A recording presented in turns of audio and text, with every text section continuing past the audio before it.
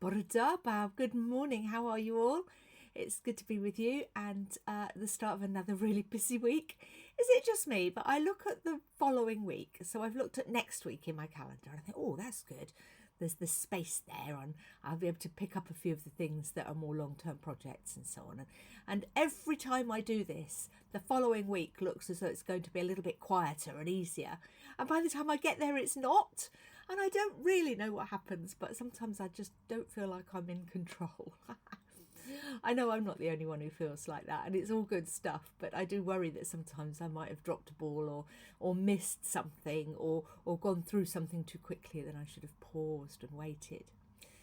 And it made me realise that if I'm not creating my own peaceful moments and creating my own quiet and calm, no one else is going to do it for me. There's a lovely little bit in the Bible. There's loads of bits about peace in the Bible. Peace I bring you, my peace I give you. And I love the one about the peace that surpasses all understanding, be on your hearts and on your minds. But I've got a little verse from the Psalms that I'm going to lean into for the next week or two and just hope that I can be a little bit more structured with my diary, a little bit more considered about what I say yes and no to, because in verse 8 of Psalm 4, which is a psalm of misery, really, somebody who's right in the pit of not knowing what they should be doing and feeling like everything is going to pieces.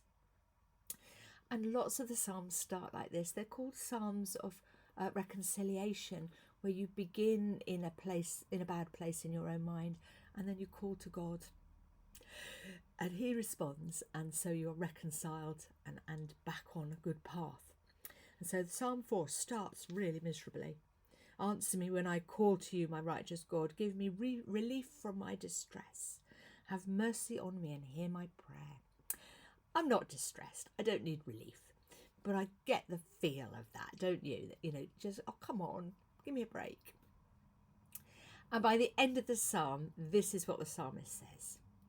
In peace I will lie down and sleep, for you alone, Lord, make me dwell in safety. In peace I will lie down and sleep, for you alone, Lord, make me dwell in safety. If I don't make the space for the peace and the dwelling in God, no one else is going to do it for me. And so that's my commitment to myself this week.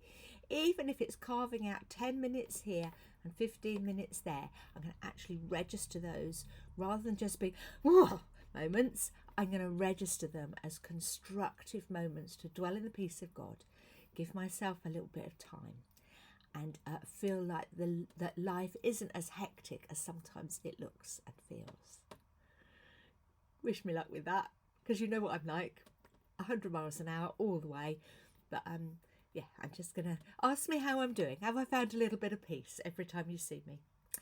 And I'm encouraging you to do the same, because I'm not the only person who works at 100 miles an hour. I know we're all incredibly busy.